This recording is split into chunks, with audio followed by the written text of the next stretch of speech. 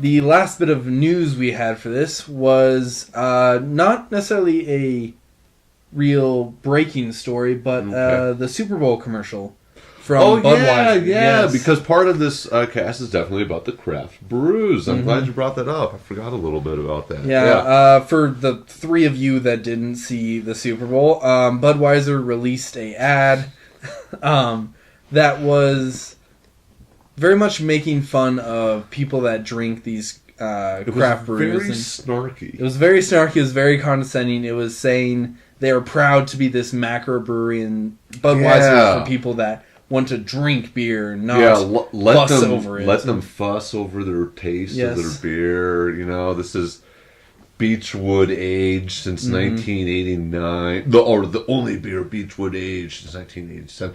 Like, what the fuck does that mean? What does Beechwood taste like?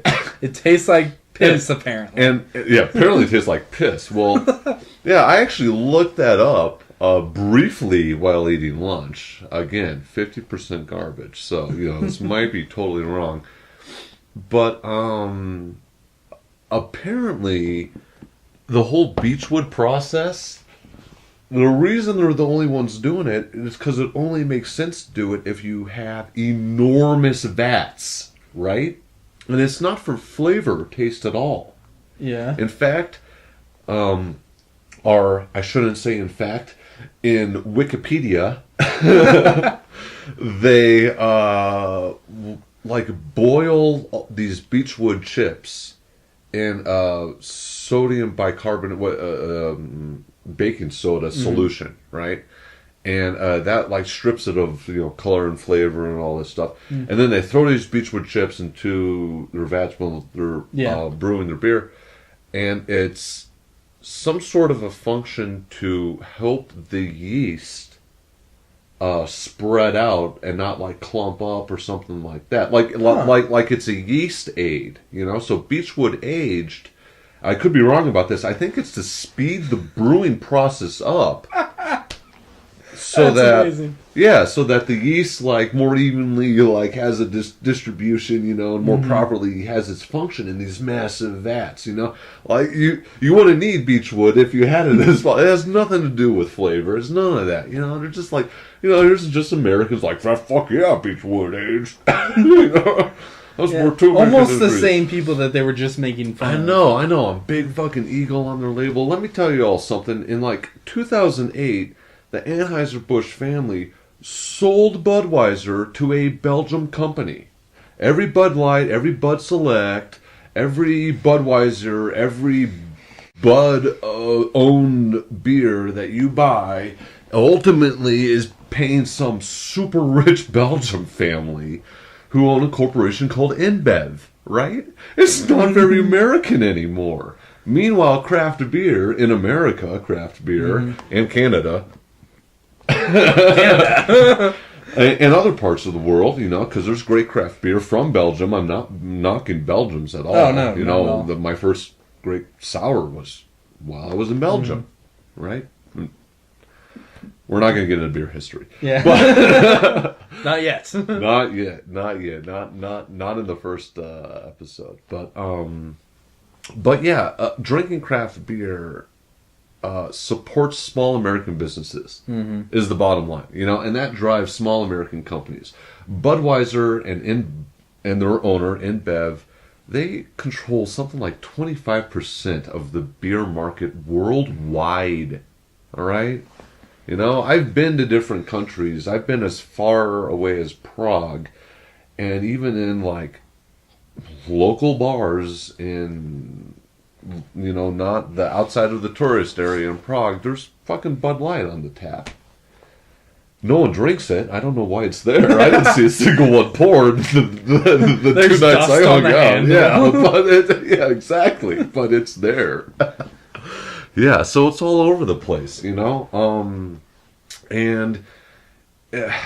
how could you take pride in using, of course, the cheapest ingredients that you can possibly find to shove this stuff out as fast as you can, It's whatever. And you're knocking people who are hardworking Americans who take pride in what they craft.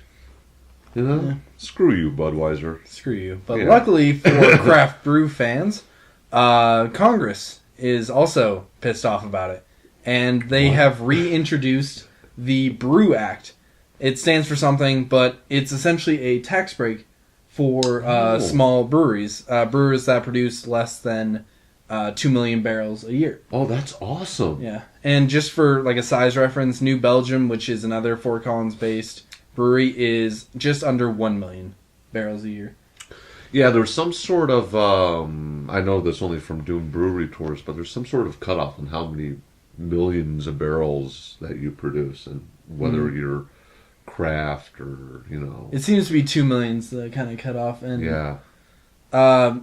if they're doing that, they would have a tax break, essentially cut the tax in half for the first, like, 600,000 barrels. Oh, that'd be fantastic, yeah. because that would enable them to spread their distribution all over the place then.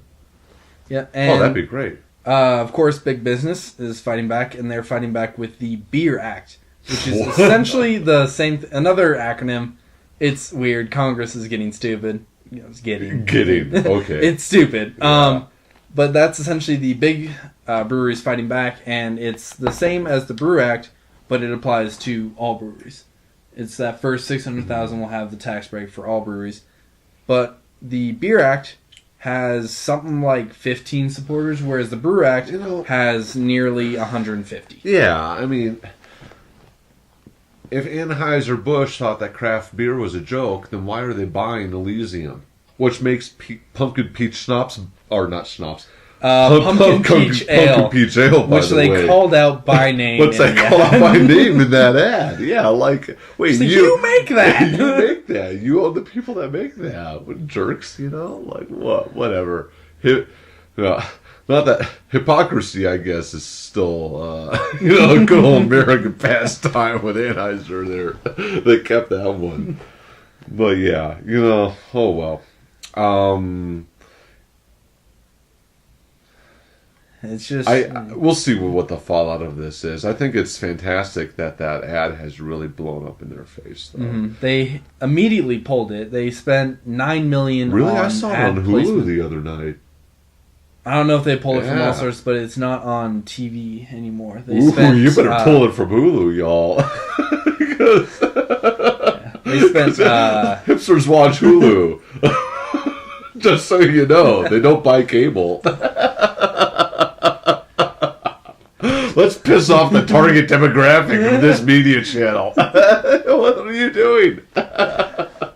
Just a gigantic waste of money. They spent $9 million on that ad placement alone, not including. Oh, that's right, because it's a Super Bowl. It's a Super Bowl ad, gosh, so it's yeah. $9 million just for that airtime, and then production was probably pretty up there. But well, yeah, I guess so. But Man. It's just a lot of money to piss people off and get people against Budweiser. That's got to make like the company party awkward when Yeah. the Elysium guys, like at the Just like, hey, the holiday us? retreat, like, oh hey, we're the guys who make the pumpkin peach ale. Nice to meet your marketing team. Oh well. Yeah. Yeah, but just keep in mind, when you're drinking craft beer, you're probably, most likely, you're supporting a hard-working North American, but a hard-working individual, and you're supporting a passion that they have. Nobody applies at a brewery, or, well, I shouldn't say that. Very few people get hired at a brewery who are passionate about what they do, So, yeah, you're supporting art in a sense, too. The best kind of art. The best alcohol kind. art. The best kind. Yeah. Well, a great kind. Great kind. A great kind of art, yeah.